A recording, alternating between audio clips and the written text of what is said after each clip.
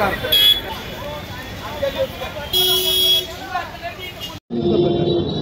4 दिवसापूर्वी आयुक्त मॅडम आणि स्थानिक पोलीस तसेच वाहतूक पोलीस व RTO आमची एक संयुक्त बैठक झाली। त्याच्यामध्ये कल्याण स्टेशनवर जी वाहतूक कोंडी होते त्या अनुषंगाने बैठकीमध्ये निर्णय घेण्यात आला की RTOने स्वतः हजर राहतील व वाहतूक पोलीस आणि स्थानिक पोलीस असे तिघं मिळून आणि KDMCचे अतिक्रमण विभागाचे लोक असे सोबत हजर राहतील व स्टेशनवर कारवाई करतील।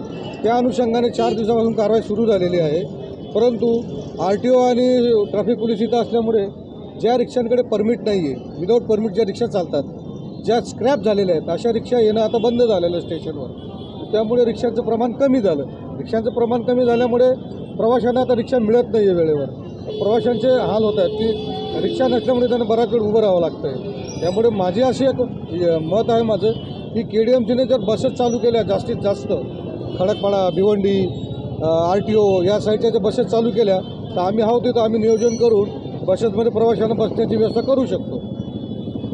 ठाणे आणि रायगड जिल्ह्यातील ताज्या बातम्या आणि घडामोडींसाठी सबस्क्राईब करा इन मराठी न्यूज चॅनल आणि दाबा बेल आयकॉन।